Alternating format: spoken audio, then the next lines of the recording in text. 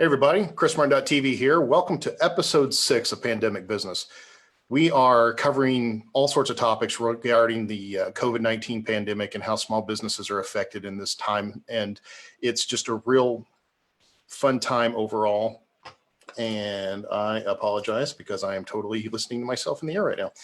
It's what happens when you run the show by yourself. So we've got Scott Veenhuizen with Lawton Ballet Theater here today, and he's going to jump in and tell us how they've been able to utilize technology to take what is typically a person-to-person or in-person tutorial routine or education routine and turn that into something that can be done at home, yet still maintain all of the classes and the students that they have. So Scott, welcome to the show. Thank you. So tell us a little bit about you and Lawton Ballet Theater. Lawton Ballet Theater was started by my wife and I in 2013 in the fall, and we started with about 60 students on 67th and Cash Road, and we were there for about 6 years. And this last year we moved down to Southwest J Street, and now we have over 280 students, and we do the Nutcracker every year. We started a technical theater class and a musical theater classes. We've really expanded from just ballet to many different kinds of dance styles and anything that is theater related. We do 2 stage shows, stage productions a year. We did Elf Jr. at one point. We did we did so many, I can't remember them all, but we did quite a few. And recently, as many of you know, we had to move to online classes because the city orders and the COVID-19 pandemic has restricted us from going in-house. So ask away your questions. So it's definitely an overall fun time for, I think, everybody. And I use fun very loosely here. So you say, how many students do you have? Over 285 individual students. Wow. Okay. So you operate from a Monday to Friday schedule, Saturday schedule. What's your typical schedule? Our typical schedules in the evenings, Monday, Wednesday, Thursday, between 4 and 8:30 p.m. And then Fridays and Saturdays are usually reserved for private lessons, specialty classes like our pre-professional class. And Saturdays is mostly all-day rehearsals for either the Nutcracker during the fall and the spring musical during springtime. So right now we should be doing all-day rehearsals in the studio on Saturdays, but obviously those have been canceled at this point. And our school year usually runs from beginning of August when LPS starts to the end of or middle of May when LPS ends. So we're dark during the summers, but we do summer classes also during that time for selected weeks. So with the shelter-in-place orders, with the essential business orders that are going into place, obviously you stated that you can't do in-person anymore, at least for the time being. But how is that going to affect recitals? I'm assuming the recitals are also canceled as a result. Any event like that, and or are you postponing that to the fall? They have, we're working on a new dates. We are not canceling the recital, and we are not canceling our musical that would normally take place during the spring. We usually work with Cameron, and we're working with Cameron right now. Katie had emailed the events director there and is working on getting us new dates. And we haven't finalized those yet, but there are many dates available for us. And so we are getting those postponed. Just we haven't set any dates yet. It's definitely hard to set dates at this point in time, considering we have no idea how long this pandemic's going to run, how long we have to worry about, if we're going to have to reschedule again. So I completely understand that. So we talked about technology and the fact that you've been able to shift from that in-person setup to online and even live. So kind of break that down a little bit. And while you're talking, I'll probably throw up on the screen what you're talking about here so that people can see at home. Yeah, our normal classes, what we were able to do, Katie and I about a year or two ago, talked about what an online format would look like. Since we're in Fort Sill, a lot of our students are military and do get moved around the country and around the world. and we miss those students when they leave us. So we were looking at a possibility of being able to offer those classes to students around the world, even though they're not with us. And so what we were able to create was an online format. In each studio, we have 4 studios at our current location, and each studio has its own iPad or computer. And we are able to keep the schedule for all the students, so the students can tune in to their class using Zoom at their normal class time and see all of the other students and the teachers in the studio. And we're very careful to keep the amount of people in the building, the teachers, and the desk staff, to under 10 at this point, and looks like moving forward we're gonna have to keep it to under 6. But we're looking at this online format for, like I said, we talked about it a year ago. About the beginning of March, we really thought that this is something that was gonna have to come to fruition, just based off of what we saw, what was going around the world with the coronavirus. And then once we saw spring break hit, and the climax, or not the climax, but the increasing numbers of coronavirus cases, we were pretty sure that we were going to have to move to an online format ASAP. And so during the spring break, a couple of weeks ago, we started putting all these ideas and all these formats into a real ideas on paper, and then started getting some equipment in, and started organizing and creating accounts and talking with our teachers on how they can best use an online format for the students, and how they can continue to hold rehearsals and hold classes and do everything that they normally could do on an online format, which is different because you're not there with the student. You can't go right up to a student and tell them to move their foot, just this so far further to the left, or tilt their head so far to the right, or those things. So we've had to adjust, the teachers have had to adjust how they teach to be able to fit what we're trying to do with these online classes. Well, and so as we're talking here, because the person talking actually gets the video, so we have to wait for Zoom to do its thing here. I've got some video up here that you've sent me of some of the classes going on. So we've got 4 different classes here, and it looks like you even do like theatrical makeup, and there were like stage fighting and things like that you offer in here. So for those that are looking in the bottom right corner here, it looks like their theatrical makeup class, and then different styles of dance in the top row and the one on the bottom left. And I think it's really cool, like you said, to be able to do those individual tutorials, because you can see everybody that's in the class simultaneously, and they can ask questions for that immediate feedback from the teacher. And obviously, the teacher can't go up and grab their foot and move it. So it requires a little bit of verbal instruction, I guess newer styles or a different approach, if you will. But I think this is really cool. And we're looking at the beginning of the future of a lot of this stuff moving forward, new platforms, new uses of tech to be able to pull all this off. So this is really, really kind of cool what you're doing. Thank you. Yeah, it was a challenge. The makeup class is kind of fun. That's one of our theatrical classes. What you also saw was a partnering class, a tap class, and a hip hop class that was all running simultaneously in the studio. And that was just a screen grab. And what we were able to do was take those classes and post them to a secure website that the students, if they happen to miss a class or their internet wasn't working well that day, they can go back and watch the class again, so they don't miss out on any instruction going on. So the cool thing about that, like you said, is the archival side of it. And you can miss class, if you will, and go back and look at it, after the fact. So that's, being able to do archival is really nice as well, because you have the question in the middle of the day, you don't have direct access to your teacher. Be able to go back and review that, I think, is really cool. It's similar to learning another language or learning an instrument online as well. I think a lot of people are doing that. Now, you've got how many dance teachers on staff?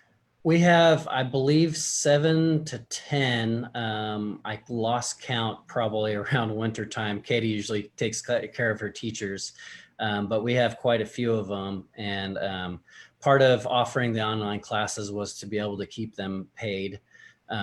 because everybody, is losing jobs left and right or being laid off. And so we wanted to continue to offer the classes to our dancers because they're sitting at home. LPS is out of school till the end of the year and they're doing online formats soon. But the kids are really bored. They miss each other. This is a part of their life. A lot of them are in studio to 3 classes a week, 3 hours plus a week. And so it's become their family and they're really missing out on seeing their family. So we wanted to make it important for them to see their dance teachers. We wanted to make sure it was important that the teachers continue to get paid. And we wanted to make sure that our shows continue on as quickly as possible or without as much interruption in the shows as possible. One thing I forgot to mention about the online class format essentially is when they're watching each other online, the teacher has an opportunity to individually instruct students like they would in the classroom by selecting their video and having them repeat a move for them. And the teacher can watch closely the student do that individually and have each student perform a move or a technique right in front of them and be able to give immediate feedback like they would in a classroom. Whereas if you only did recorded classes and students played them back later, that you wouldn't have that one-on-one interaction with your instructor. So we're really happy that we're able to do that with the live classes. So with this new format, have you noticed an increase or a decrease level of interaction, being able to, for students to even to be able to attend, has there been a drop off because people are trying to get used to this, it doesn't quite fit them, or has there been an increase because it's even more convenient?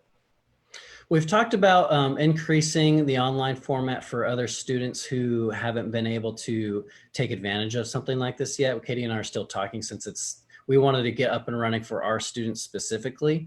And so we are looking at expanding and doing other classes and offering other things for other students who are not normally with the studio. But that's coming probably in the next week or so. We're still working on that. And as far as our current students, there's only been a few that have dropped and only 1 or 2 of them has really been because of the technology. The others, again, have been moving out because of military assignment. And that's really common for us around this time frame. So we're not surprised by a couple of those. But I want to say 1, 2, possibly 3 only left the studio or dropped classes because they couldn't make the technology work for where they were. But we've had enormous positive feedback for being able to move to the online format. There was even one family who was extremely insecure about doing it. They weren't sure how it was going to work out for them. And we told them to just try it for the first week. If they didn't like it, then we could find another solution for them. And we asked them to try it and they tried it and they ended up really liking it. So we were happy to retain that family and keep them with us. Well, excellent. So during this time, you are taking in new students if somebody wants to join. And how are you getting the word out that you're still able to function in this time? We've started our main enrollment period was the January for this term. And so we always take on new students. We have rolling enrollment. So if a student did want to enroll right now, it probably wouldn't be possible for them to be in the spring recital simply because the close-off date for that was, I think, in late February. And that's simply due to the choreography that's needed. But if anyone wants to sign up, they still are welcome to.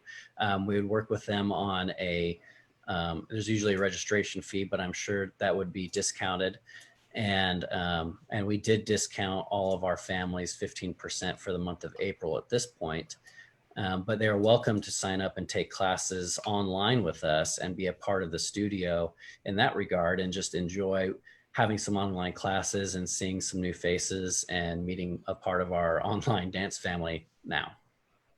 And they can do that simply by going to lawtonballettheater.com, and there's a bunch of classes listed there. You click on it, click register. If you have any questions, you can always email info@lawtonballet.com, and myself, Katie, and one of our desk staff constantly look at that email and always respond to it quickly. Very nice, very nice. So overall, do you see that this turn of events, this situation is going to be sustainable long term and even expandable? Do you think that this is kind of the way that not only teaching arts classes that can't be person to person are, but do you think everything is going to end up shifting to this and become a primary, or do you think once things settle down and we get this pandemic under control that we'll revert more to person again? I think it will revert back to person. Part of being a part of a dance studio or any performance organization is performing. And so it'd be difficult if we gain students on the other side of the country in Atlanta and they joined our online classes and wanted to be a part of our recital.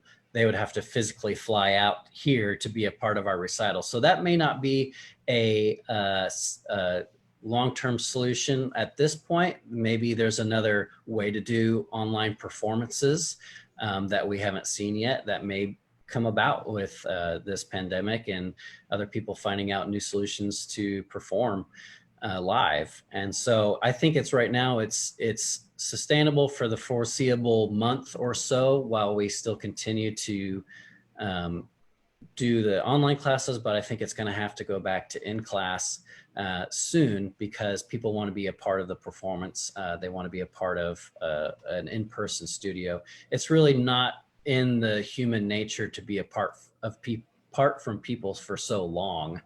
And while online helps that a lot, there's a lot of interaction that takes place face to face that you just don't get over a screen a lot of times. And especially if you're instructing kids in very specific ballet technique dances. That totally makes sense. Art is performance. Art is not just our own thing. We are gregarious by nature, even those of us that are introverted. I can completely understand that. So I'm wondering if anybody's got any questions, you can throw them in the feed below and let us know if there's anything you want to know about LBT or the classes they offer. And Scott, I don't think talked about this, but they are American Ballet Theater certified. And they are, I believe, the only theater in Lawton, if not, are there any other theaters in the state that are certified ABT? Yeah, there are Oklahoma City Ballet, and there's one in Tulsa as well. And the way that the certification works is a teacher or a group of teachers get certified. And then that after a certain point, the studio gets certified. And so the way that our certification works with American Ballet Theater, Katie is a certified teacher for, I want to say, levels 1 through 3. And so she's gone and got her certification to teach those classes. And so all of our classes that are 1 through 3 level follow the American Ballet Theater curriculum. And it's mostly our advanced classes because we have tiers, ballet tiers, 1, 2, and 3.